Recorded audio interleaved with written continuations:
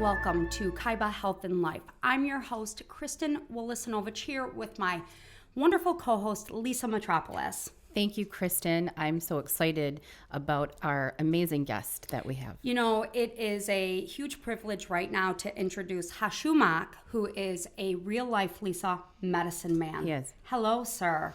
Hello, thank you for having me here. Thank you so much for being here. It truly is a privilege and honor to have you here in the Kaiba Health and Life studios. Tell us a little bit, what country are you from? I'm going to start with that question. Well, I'm a Peruvian citizen. I live in Peru. I live between a bit of the coast, but I have been made member of a traditional community in the Amazon. I have a small property in the Amazon where I spend part of the month when I'm in Peru.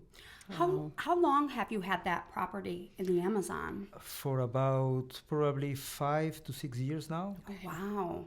And you are a member. That is your passion. A member of the Native people. Yes, after spending there several years and doing things with the people, not only for the people, but with the people, because everything is very communal. Right. They have recognized me as one person who has the same dreams and shares the same interests as them. And I have got what is for me a privilege to be invited to become, What an honor. I can speak on the council. Yeah. Mm-hmm. That doesn't happen. That's not an invitation that's extended to just anyone, or even a lot of people that do work with the native Amazonians. You have made a very special place there, and they've welcomed you into their lifestyles. Yeah, it's definitely not something that you can buy in modern standards. They work under different rules, and they observe you. They don't speak too much about certain things, but everything is how you feel with them and they feel with you. Right. They have an instinct, an awareness that you were there, and they reached out to you. How long have you been a member of that? About 3 years already. 3 years. Wow. Well, I have been visiting and traveling in the area even time before having the property. Yeah. I fell in love. It's a real corner of paradise for myself. Yeah. And I'm so committed to preserving, to keep on enjoying it. And whatever the problems of the community are also my problems. Right. Right. And everybody brings in whatever your talents are. So some people might be good weavers, or some good fishermen, and I have my medicine, and at the same time, because I have a foot also on the more modern Western world, I help them the way I can with the things that I know of this world. Well, some of their land is in jeopardy. It is. Sadly, when I arrived there, everything was pristine and clear. Wow. I even checked some of the Google Earth images to see how the area was, and we have on the back of the village has a shore on the Amazon, and on the back of it, there's this huge extent of untouched forest. The animals still have their own circuits, and they walk, they appear several times of the year on the shore, then they go back. Everybody knows these cycles of nature. But then suddenly, about 4 years ago, I checked again the Google Maps, and I saw this huge piece of land cut in the back forest. It really looks like a disease, It really looks like a tumor. It turns out that there is this cacao company, and there's a lot of information about this. If you check online, You can find it. Deforestation around Tamchiyacu, which is a town in close to Iquitos in Peru. Okay. This company has illegally cut tens of thousands of hectares, which is completely against the law, but they got out with it because, the Amazon is still a very kind of forgotten, like the backyard, of the country, and a lot of But it has things. so many healing properties It that does. heal within the Yes. land It does. itself. Yes. And like you said, the cacao is now probably a huge commodity and product that is wanted globally. Absolutely. Correct. Yeah. So within even that small amount of time of 3 to 4 years, Oh, it they sounds have like cut. they've done massive damage. They keep on cutting, and there is a lot of information, and when you read online, what it says about that, it seems that things are to be okay and have been kind of stopped, But I can tell you, as a person who lives in the area, it has not stopped. It's becoming worse. And we have rumors that it has been bought by a Chinese company, which probably will do worse. Also, what happens there is that they are approaching, because the government has kind of stopped them, tell them to stop cutting and advancing. They have engineered some form of land grabbing by offering the locals some form of loans to work with their land. Okay. So they become producers of cacao. The company is the only buyer in the area. They fix the price they want. Right. And once these people accept those credits that are not even money, these credits are is it trade or exchange? yeah, they are barter system like that. the seeds and the products, and of course they're going to industrialize fertilizing, herbicides and things like that. Bad stuff. They get this package, and then they have to pay back as a kind of a banking loan with the production. Wow. So they have to work and then pay the money back. And they what don't is- realize that. No, they don't realize that actually it's a stealing mechanism, because if one day they cannot pay, then the company executes the mortgage and takes their land. Right. And if not, they have to cut their trees, cut their forests to put more cacao to keep up with the payments, and at the end, themselves and their offspring, their children, will become permanent slaves, always catching up with the loans. Oh wow. It's extremely sad. It's a sad cycle. And is there a way to get out of it? Yeah, well, I'm not sure how much the government can make to stop what they have already cut and bring it back. That is tricky. But right now, my task, and it's a personal, really strong crusade, is to stop them from advancing and getting close. And I have a private reserve in the land that I have, which is not too big. I have about probably close to 40 acres. Okay. But I have been offered, there's a couple of old people who own big pieces of land, and they are very angry with the company. Sure.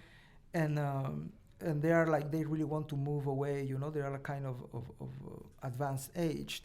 And this crusade to try to acquire as much land as I have in order to do two things. To make a border to avoid the company to keep on advancing. Okay.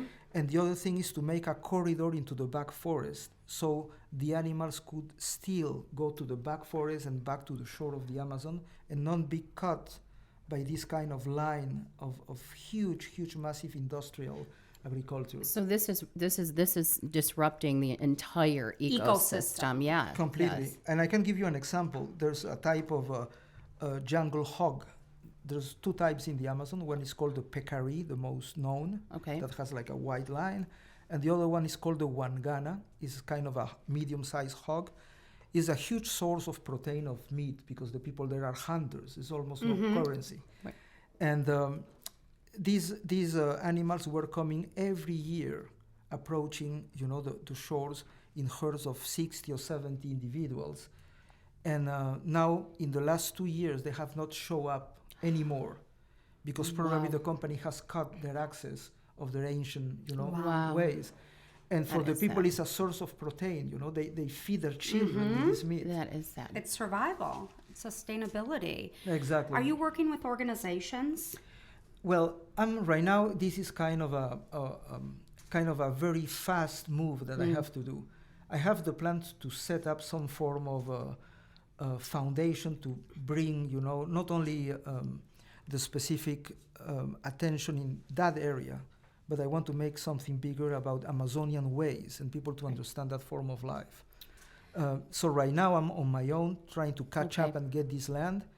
When I come back to Peru and I get the land, I want to set up some form of Amazonian protection area and some form of Amazonian farming to give these people the possibility of get sustainability with their own products without chopping the forest. That's right. And people can watch your current videos right now online. And they should. Yes, you need to check this out, because what they're doing, they're moving at rapid speed. That's why you have to move at rapid speed. Correct. And we want to help you in any way. first by starting to build awareness and letting people know that this is happening. So we will help with your efforts in any way, but people can go online currently, right? Yes, well, if you type my name, Hashumak with an H, you can find some videos. There's some videos about my talks and the healing work that I do. And there's a couple of ones that explain, and I have opened up a GoFundMe site to try to get this done soon. Spell your name for us so people can look you up. It's Hachumak. Hashumak. Please check him out online and look at the work he's been doing thus far, because it's absolutely brilliant and necessary. And you currently are in the States. That's why we're so lucky and privileged to have you. You love the United States. And you love Michigan. It here. Yeah, Michigan specifically. Yeah. I have to say that all of what I have seen, Michigan is my favorite place so far. That's amazing. Thank you. I guess, my work has to do with the sacredcy of things, life, medicine, plants, animals, and the landscape. And I like first that people in Michigan in general really love their place, as many other places too, and many other people of different states. But I think that the agglomeration of fresh water of the sacred lakes is a unique part of the whole world, because water is sacred, water is energy, and water is life. Water should be always of democratic access, should be sacred and protected, because it's the main asset of life. That's right. And these oceans of fresh water that you have here are like the same as in my country. The Amazon is what cleans the air and the atmosphere of the world. This lake contains, the fresh water presence as a form of divine energy in a way that doesn't exist in any other part of the world.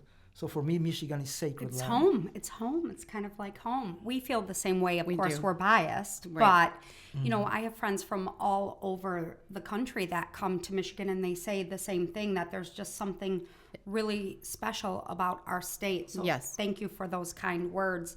And this is only the beginning, Lisa. It is. Hashumak will be coming on, because there's a lot of work to do, and there is a lot that you have to do and a lot of support that you need, and we are here for you. Kaiba Health and Life are here for you to help support your efforts. Moving forward, where will you be in the States for a long time? When do you head back to your home? I might be still for probably 2 or 3 weeks more. I always come through the route of Florida, and I move around. I have made some good friends from Michigan, because in my facility, I get people who come from different parts of the world to meet the Amazon, to get some form of healing or awareness with the different tools that we have in the Amazon. And I have had the chance to have some groups from Michigan. I have established some strong friendships.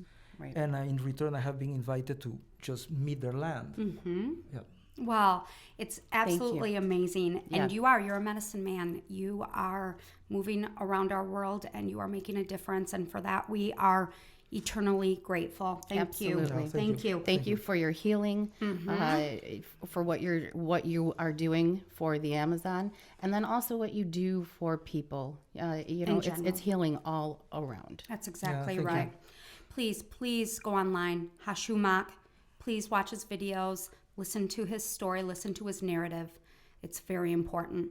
Thank you. Thank you, Hashumak. Thank you very much. Thank you, Lisa Metropolis. This has been Kaiba Health and Life.